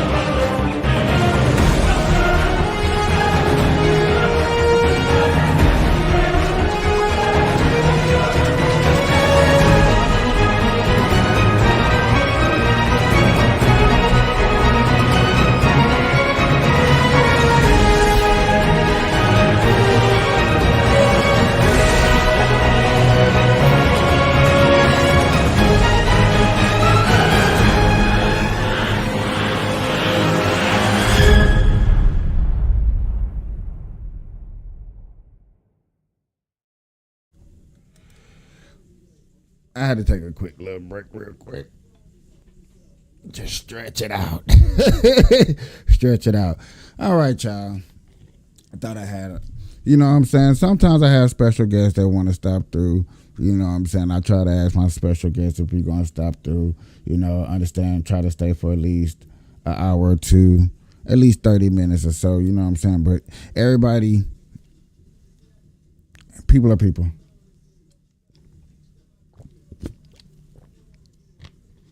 So, this next little story I guess I'm going to get into with y'all real quick, real fast, real quick. Because do I got time? Oh, yeah, I got a little time. This next story I'm getting into is The View has their opinion on the GOP and VP and stuff that got going on, which in my eyes and everybody's eyes that are Trump supporters and stuff like that, we don't know who it is. We don't know who it is. You best believe every Trump supporter speculating, got their ideas, but we don't know who it is. So if you're on a Democratic side and you want to put your ideas out, you're going to be way off more than a person on the Republican side. So I'm just so curious to think of what the view, what would they have to say about this? Should be interesting. And so we're talking about all kinds of stuff, but you know, a lot of the Republican Party members seem to be calling the primary for you-know-who. And there's a lot of speculation about his prospects for vice president. Take a look. You said in our town hall that you had an idea, or you might have already decided about your VP pick. When do you think you're going to make that? There's no rush to that. It won't have any impact at all. The person that I think I like is a very good person, pretty standard. I think people won't be that surprised. Would you consider being his running mate? Of course I'd be honored. I've said that for a year, to serve in a future Trump administration in any capacity. Would you like to be Donald Trump's running mate? The only thing I want is 4 more years of Donald Trump and a Republican majority in the Senate, majority in the House, and the White House. That wasn't a no. That door is wide open. Fair read? Well, Dana, you can take it any way you want.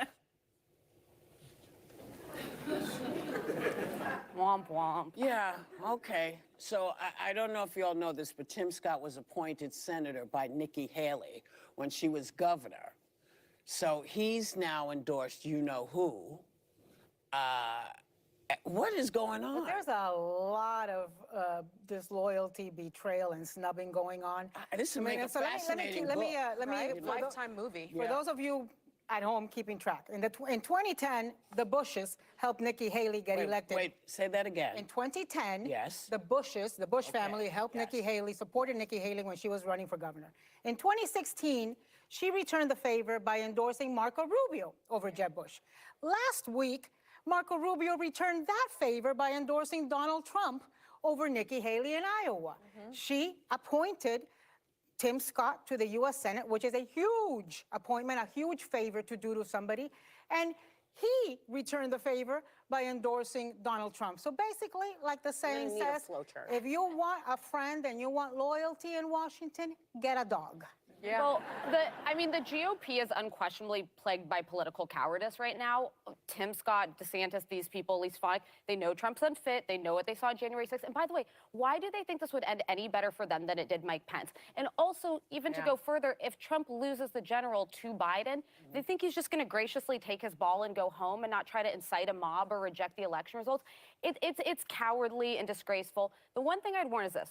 Trump is running for president to stay out of jail, first and foremost. He's not going to make a reckless VP pick. The scuttlebutt of, like, he's going to pick Tucker Carlson or Kerry, he won't do that. They have data that shows who's going to help him pick up constituencies he needs. So he's going to go with a woman, or I think he's going to go with a black man. He wants to make inroads with one of those two crowds, and he's going to choose somebody who helps him with moderates and independents.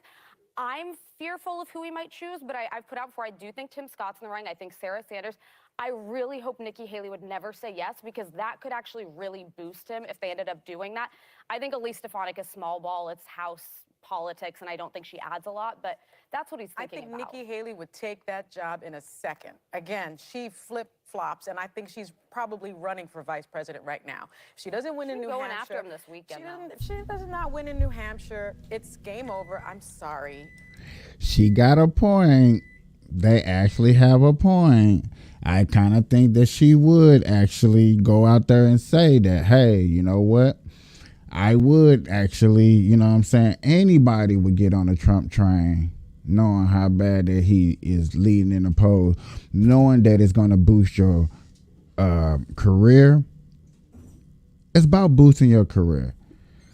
I hear a lot of people talk about what they wouldn't do and how they wouldn't do this, they wouldn't do that.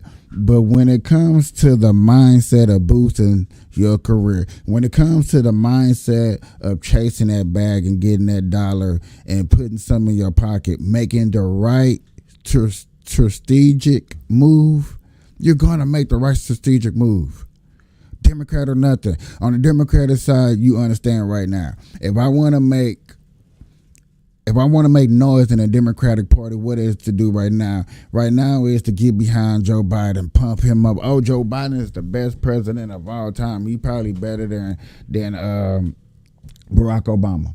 He's doing well. You know what I'm saying? He has done a lot for the black community. They just blind because their food stamps didn't go up. They just tripping. Stuff like that. And getting out here and preach will help you if you're in a Democratic Party. I will probably get a wave of Democrats, you know what I'm saying? You probably get some good endorsements and like that. You will make wave. On the Republican side, it's the same way. If I know that I just tried to run for president and I was losing and I bowed out, what's going to save my political party so I can go to the next level, so I can keep my job, so I can do whatever the hell I need to do later on down the road? Either Nikki Haley is going to boost me or Donald Trump going to boost me. Everybody know Donald Trump is going to boost you, so they're going to roll with Donald Trump so they can get the boost. in the black community. Whatever leadership is running at the time, anywhere. I'm not just gonna just keep going anywhere right now. If you're looking for the leadership to take you to the next level and it's the right move at the right time, you're gonna take it. Some people are not thinking about the consequences. You're thinking about the right move at the right time.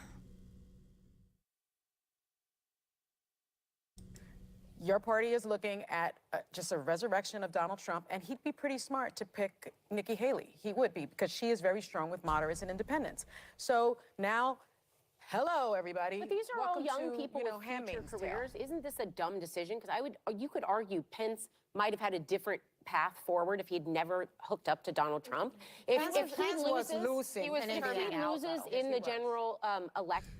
Thing about Pence is, ladies and gentlemen, y'all can agree or disagree with me, is if Pence never got with Donald Trump, we would have never know who Pence was. We would not know who the heck Pence was, period. You would not. Y'all would know who he is, but you wouldn't be talking about him, period. He wouldn't be up conversation. Just a lot of governors and senators and mayors out there that you don't have conversations of. There's a lot of them I don't know. Only ones I know about a few is because they're in the news every damn day of doing something either stupid or something wonderful for their state. And anyone tags their train to him, doesn't that destroy them for the future? No. I think they look in 4-year windows, unfortunately, in politics. Like, I think DeSantis, part of why he dropped out and endorsed is he's thinking of 2028. He's once again seeing his name and thinks he could be the next presidential candidate. And he's the man who's supposed to stay with. I think he That bombed makes so hard, the sense. best thing he can do is start looking for a retirement community. Yeah, in Florida. The villages. The villages in Florida. I mean, he's 46, by the way. My quick question, because she is finna talk, but through that whole little dialogue, she didn't open her mouth. Whoopi didn't open her mouth not one bit at all. What is she just for color to sit up there? She a monologue. Oh, she's the monologue. Okay. To be clear, but I think you can go in there after 50. No, she didn't even say that. I thought she was finna say something. It's really depressing. It can be depressing, but it doesn't have to be depressing because it's really all in y'all's hands. It's all in your hands. And you know, this is not our decision. This is not the media's decision. This is the decision of the American people. This is your choice for which America you want to live in. And when people tell you what America they're going to be presenting you with, trust that they mean that. Okay. I'm not. That's for once. I know people are finna blow that. I know a lot of people. For my business because of its massive scope. So I know a lot of people are finna blow that video up and crush it and say that they're this and how dare they talk about the Republican Party, but some of the ideas you can't knock. You know what I'm saying? What are you looking for? Some people are looking for the idea of getting the upper, moving ahead and getting that quick boost. And I yet again, I can't. You can't knock the hustle. If you knocking the hustle, then you know what I'm saying. Change the game.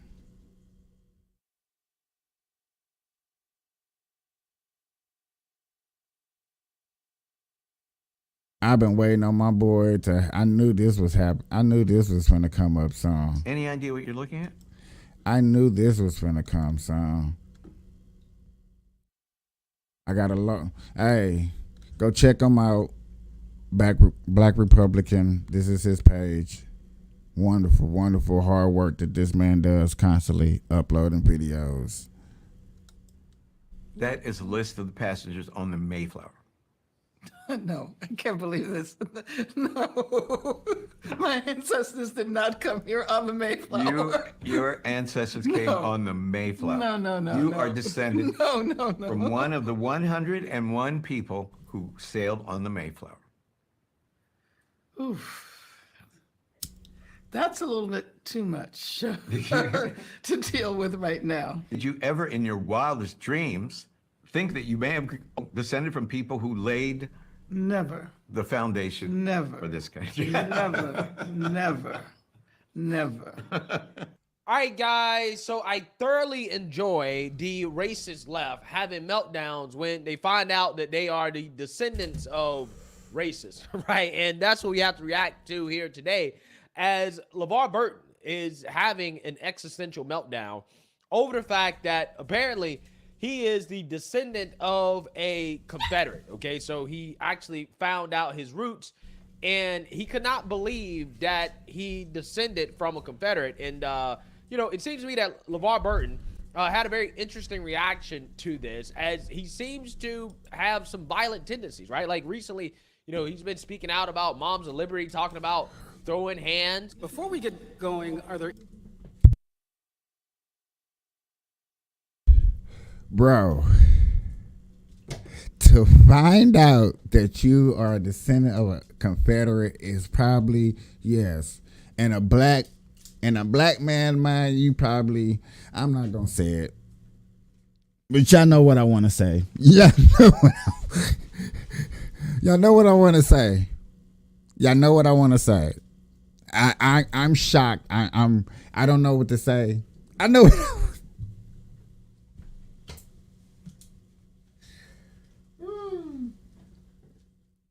I love this show of these reactions, because I don't know what be going on until the story pop up. Oh my God. That nigga probably want to hang himself. I said it. I'm sorry. I don't apologize, but I had to say it, because that's probably going through some people's black mind when they find out they is from a Confederate family.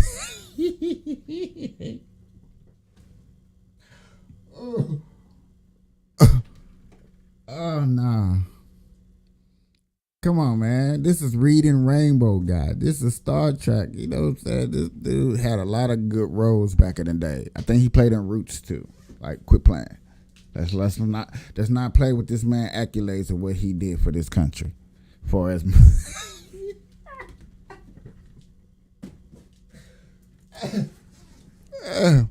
I'm trying. Oh shit. Let's just learn more. And I'm going to try not to laugh. And if I'm laughing, if I'm offending somebody, I'm sorry. Are any moms for liberty in the house? Moms for liberty? No? Good. Then hands will not need to be thrown tonight. Moms of Liberties are the women. I just found this out, 2 days ago or yesterday? 2 days ago or yesterday, whenever. I just found out those are the women that are help banning the sexualized books that are in schools. Okay. Just to update people, just to let you know, just in case people don't know who he talking about. Those are the people he talking about. Yeah, so apparently he wants to put hands on women, on mothers, because they want to block pornography in school for children. Right. Again, pretty fascinating stuff. The guy seems to have an anger management problem, because apparently he also wants to fight somebody over the fact that he's being told that, yeah, you are a descendant of the white man, right? Like a white man is in your ancestry. He's freaking out over it, having an existential crisis. So let's watch this. Wow, that's him. You are looking at your great-great-grandfather, James Henry Dixon. It's difficult to make out, but that is your biological great-great-grandfather. Hold on. No. I gotta do y'all some justice.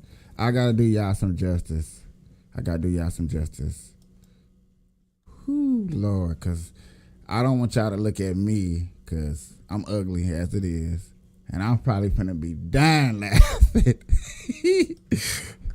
Now, I'd have fought you 5 minutes ago if you told me that I had a white great-great-grandfather. You do. He said I would have. Ooh. He said I would have fought you if you would have told me I had a white grandfather. Ooh. Funny. You fight me, but it's the truth. And ain't nothing you can do about it. What? Kunta Kunta got white ancestry. That's right. What? Yeah. Come on now, Skip. You know, you took 2 DNA tests. The 2 major commercial DNA tests almost never have tested an African American who was 100% sub-Saharan Africa. Wow. We all have white ancestry. But this is close. That's right, but this is close, and by name. Come on, man. We don't need no commercial break. None of us play this game. LeVar's great-great-grandfather died in 1906. Our research shows that he had at least 9 children and more than 40 grandchildren, meaning that LeVar has an extensive network of white cousins whose roots stretch back centuries in the American South. This is insanely surprising. I mean, how does it make you feel? Confederates in the family. well, there's some conflict roiling inside of me right now, but Yeah, so congratulations, you're a Confederate, right? Congratulations, you are a Confederate. And again, this guy, again, he seems to be melting down over this. He can't handle the fact that, hey, you descended from a white person, right? Hold on, man. Let's dissect this real quick, y'all.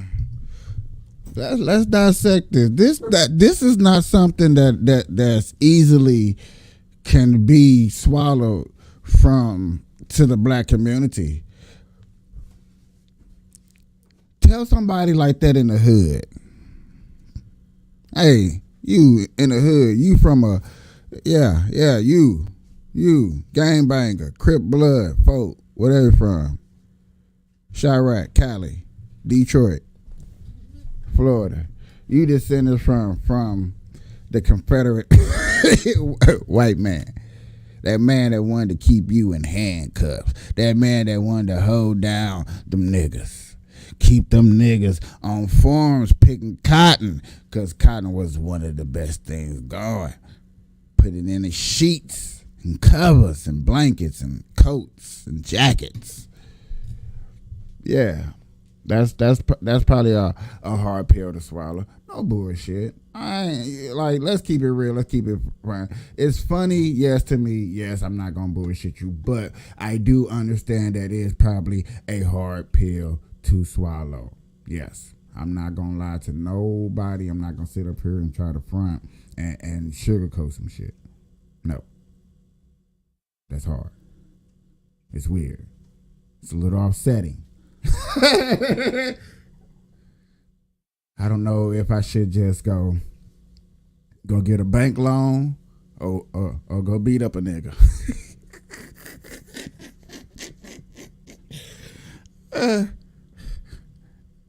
He should just walk into a bank and say, "You know who my grandpappy is? You know who my grandpappy is? You better get the hell out of the way. I need a bank loan. I needs it.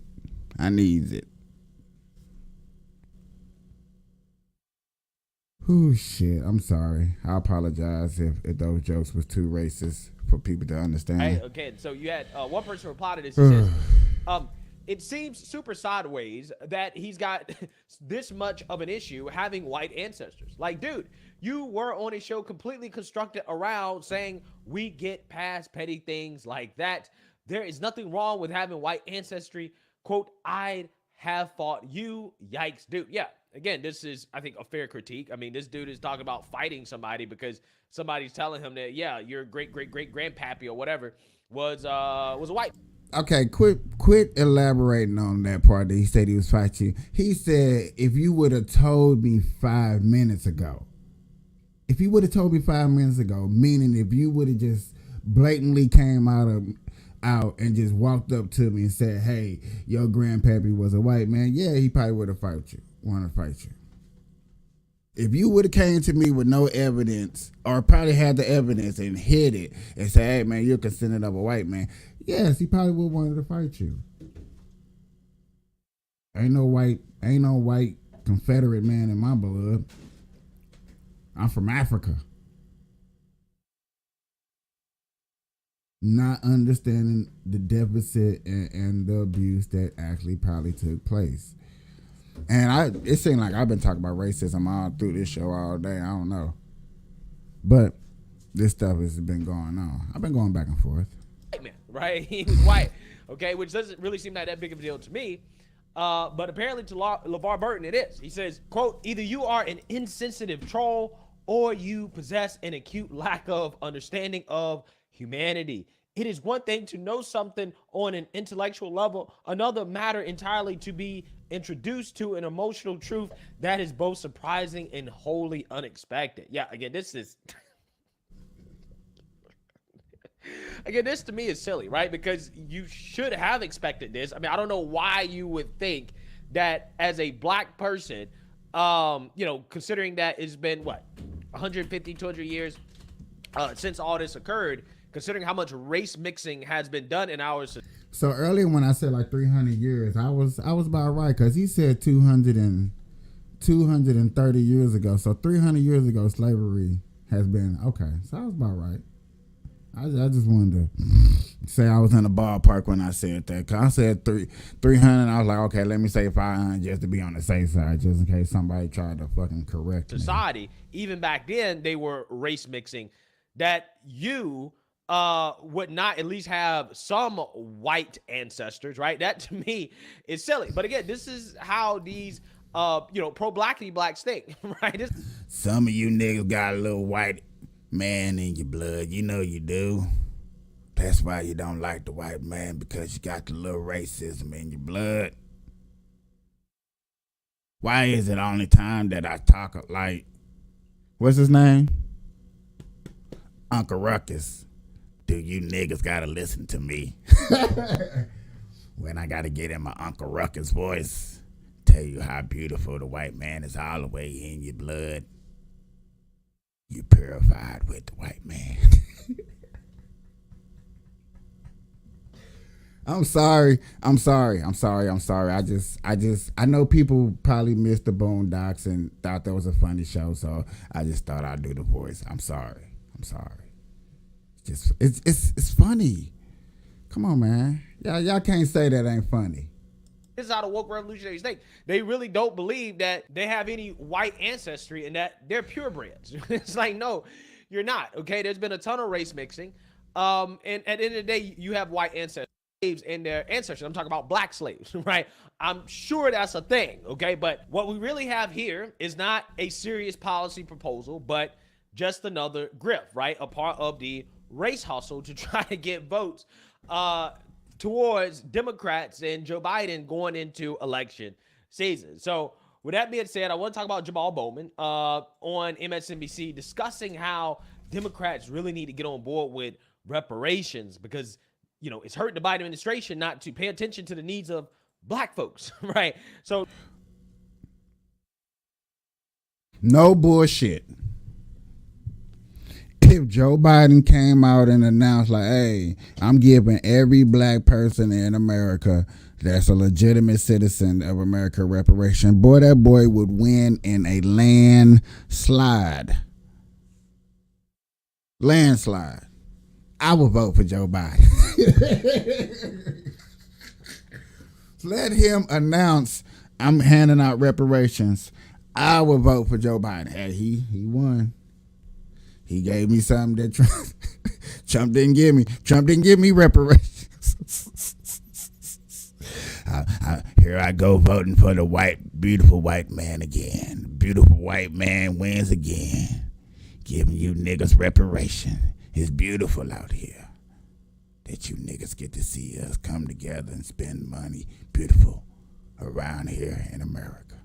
Smoke weed every day. So let's go ahead and get into it. Yeah, when you say we haven't done it here, I got to bring in President Biden, because there are new numbers that NBC has out about the president's support among young people and black voters. And I believe, and I don't have the numbers with me here, but I believe it is 70% of voters 18 to 35 do not agree with the way this president has handled the situation, the war in Gaza.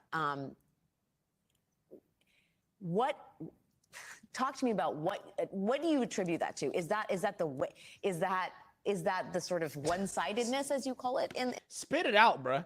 Real talk. Okay, this woman that they hired to replace Rachel Maddow is absolutely terrible. Okay, she's absolutely terrible. It's like she can't really grasp the fact that young voters are abandoning Joe Biden for various reasons, and she's struggling to spit out the facts that they don't support Joe Biden and Democrats, right? Any bad news about Democrats, she's struggling to spit it out and say what she actually really wants to say. Again, this is interesting. In this conversation, and then I want to talk to you about the way this intersects with the Black experience.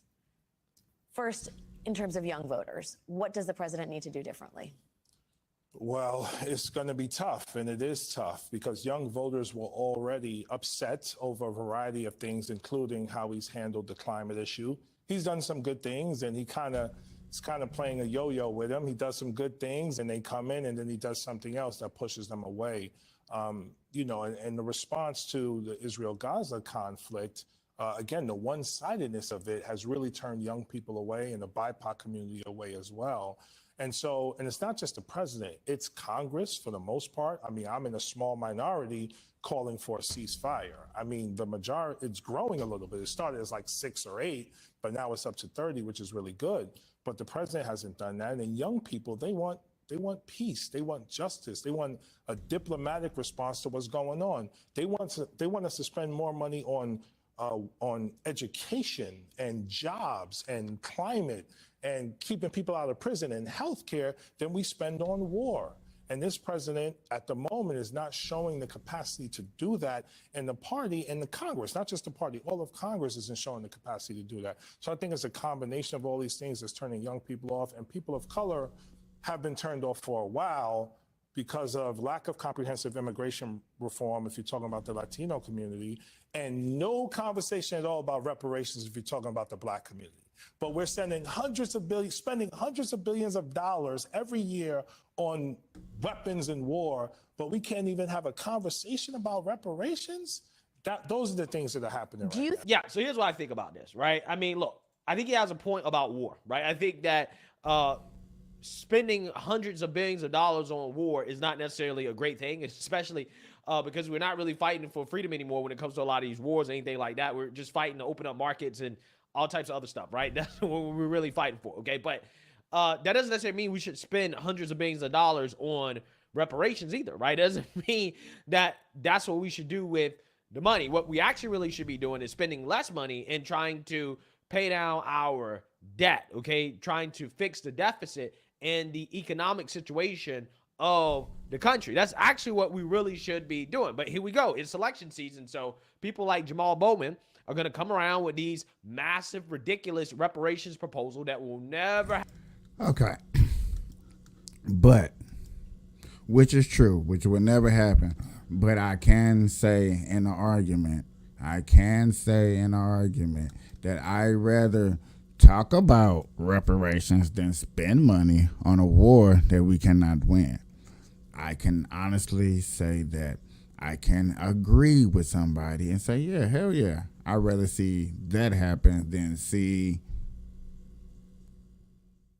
a war, spend money on 2 different wars. Matter of fact, yeah, stop playing with me.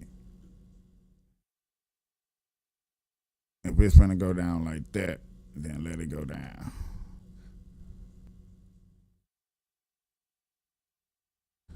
Ah, dang. I want to play this real quick. If by any chance Vivek and Tulsi are listening, I want to play this real quick, y'all. I have a small little discussion about it before we go.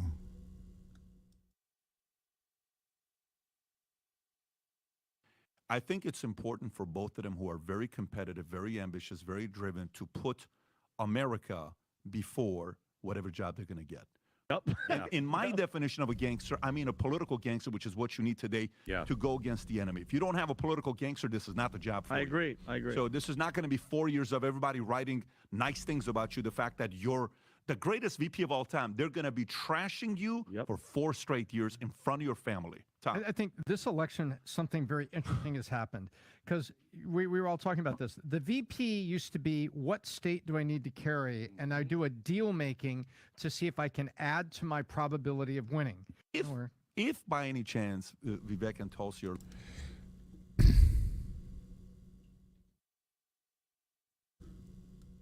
This is what I wanted to say, and this is why I brought this up, because this is my thing. We all know, in this political world, you got to be a shark. We all know that, you know what I'm saying, they're going to come at you. They're going to comb through your life. That's why black people don't want to get into politics like that as much, because coming through a black person's life, you getting every cocoa bee, every nappy nap in the back of their head up out there. It's like a pressing comb. Understandable.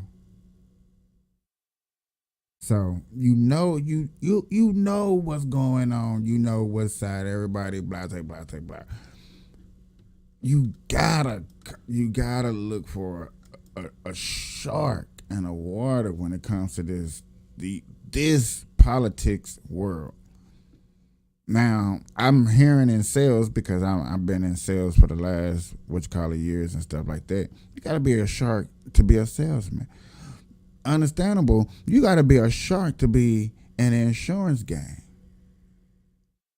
So why not want to have somebody that wants to be a shark? It's like you have to.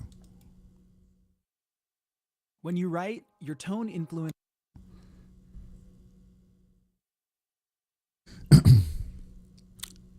You got to. You gotta be that shark in the water. Primary choices. We're focused on Trump. That's the key. 3 days from now, we're going to win New Hampshire. The Republican presidential battle moves to New Hampshire after former President Donald Trump's commanding win in Iowa. Who lost the House for us? Who lost the Senate? Who lost the White House? Donald Trump, Donald Trump, Donald Trump. Nikki Haley escalates her attacks, hoping to stop Trump's momentum, while Ron DeSantis looks ahead to South Carolina, where the primary is still a month away. As your president, I will get the job done. NBC News' national political correspondent Steve Cornell. Oh, this old. This is old. My bad.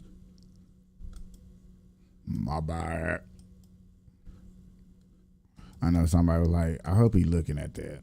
No, I mean, I was looking, but I was looking. All right.